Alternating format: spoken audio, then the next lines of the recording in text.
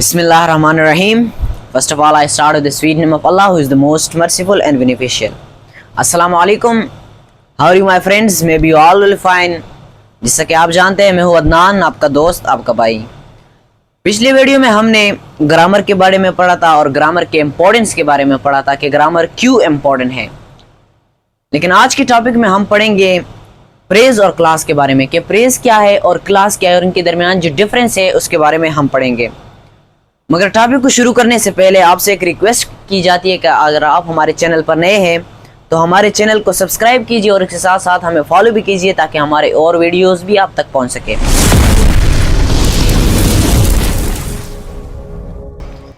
तो चलिए आते हैं टॉपिक की तरफ। पहले हम फ्रेज को डिफाइन कर लेंगे, उसके बाद हम क्लास को डिफाइन कर लेंगे कि फ्रेज क्या है। तो फ्रेज को हम इस तरह डिफाइन कर सकते हैं कि a group of words which gives meaning but not complete sense is called phrase। मतलब क्या है? मतलब ये है कि प्रेज जो होता है ये वो अल्फाज का मजमूआ होता है जो हमें मीनिंग देता हो बट कंप्लीट सेंस नहीं देता।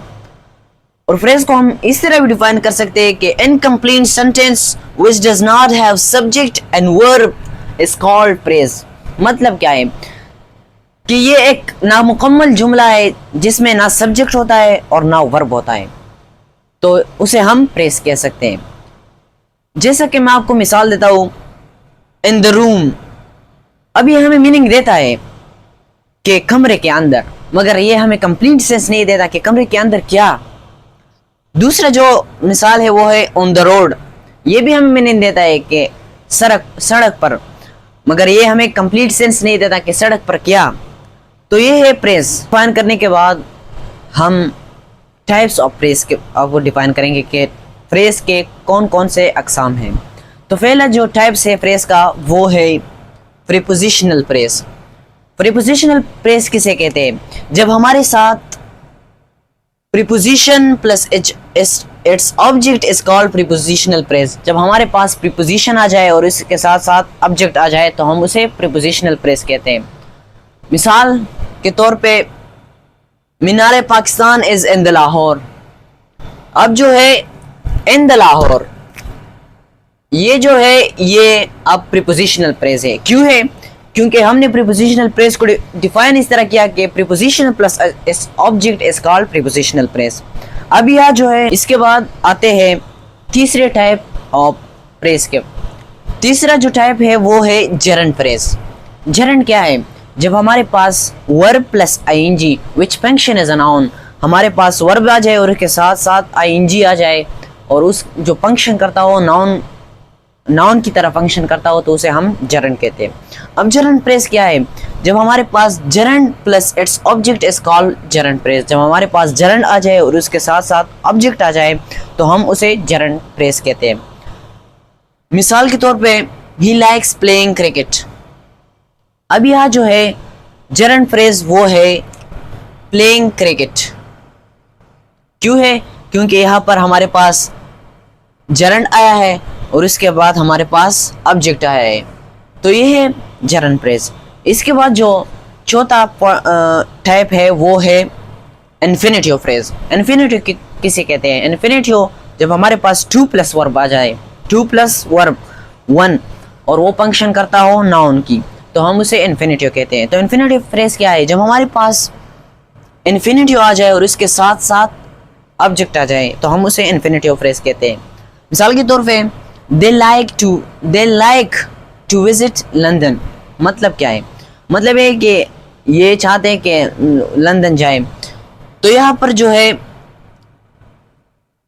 टू विजिट लंदन, ये हमारे पास इन्फिनिटिव फ्रेज है। क्यों है? क्योंकि हमारे पास यहाँ पर इन्फिनिटिव आया है और उसके साथ साथ ऑब्जेक्ट आया है। इन्फिनिटिव हमारे पास 2 प्लस वर्ब 1, हमारे पास 2 आया है और इसके साथ साथ विजिट वर्ब 1 आया है और उसके साथ साथ हम ऑब्जेक्ट आया है, तो ये है इन्फिनिटिव फ्रेज। तो ये था हमारा फ्रेज। अब इसके बाद आते हैं क्लास की तरफ कि क्लास क्या है। तो हम क्लास को इस तरह डिफाइन कर सकते हैं कि a group of words which has subject and verb and sometimes give complete meaning and sometimes it doesn't give complete meaning। मतलब क्या है?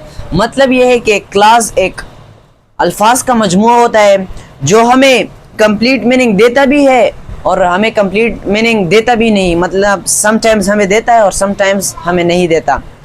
For example she will bring sweets, यहाँ पर जो है ये हमें मीनिंग देता है, इसे हम क्लास कह सकते हैं। दूसरा जो एग्जाम्पल है if she gets first position, अब ये हमें मीनिंग देता है मगर कंप्लीट सेंस नहीं देता कि अगर उसने पोजीशन लिया तो वो क्या करेगा। तो ये है क्लास। अब आते हैं क्लास की टाइप की तरफ के क्लास के कौन कौन से टाइप हैं। तो हमारे पास क्लास के दो टाइप है, एक को हम डिपेंडेंट क्लास कहते हैं, इसको सबऑर्डिनेटिंग क्लास भी कहते हैं क्योंकि इसके स्टार्टिंग में सबऑर्डिनेटिंग कंजंक्शन आया हुआ होता है, तो इसलिए हम इसको सबऑर्डिनेटिंग क्लास भी कहते हैं। तो डिपेंडेंट क्लास हम किस तरह डिफाइन कर सकते हैं? डिपेंडेंट क्लास को हम इस तरह डिफाइन करते हैं कि it is a type of class that does not give complete sense and it depends on independent class. मतलब क्या है? मतलब ये है कि डिपेंडेंट क्लास वो क्लास होता है जो हमें कंप्लीट सेंस नहीं देता और ये इंडिपेंडेंट क्लास पे डिपेंड करता है। मतलब ये अगर ये सेंटेंस हो तो उसके लिए इंडिपेंडेंट क्लास की ज़रूरत होगी। अब इंडिपेंडेंट क्लास क्या है? For example if she gets position, वही एग्जांपल देता हूँ। इफ शी गेट्स पोजीशन, अब यहाँ ये हमें कंप्लीट सेंस नहीं देता। अगर उसने पोजीशन लिया तो क्या होगा? इसके लिए इंडिपेंडेंट क्लास की ज़रूरत होती है। अब इंडिपेंडेंट क्लास क्या है? तो इंडिपेंडेंट क्लास को हम इस तरह डिफाइन कर सकते हैं कि ये वो टाइप है क्लास का जो हमें कंप्लीट मीनिंग भी देता हो और ये मतलब कि दूसरे सेंटेंस पे डिपेंड नहीं करता। Example she will bring sweets, वही एग्जाम्पल है शी विल ब्रिंग स्वीट्स, तो ये हमें कंप्लीट सेंस भी देता है और कंप्लीट मीनिंग भी देता है और ये दूसरे क्लास पर भी डिपेंड नहीं करता।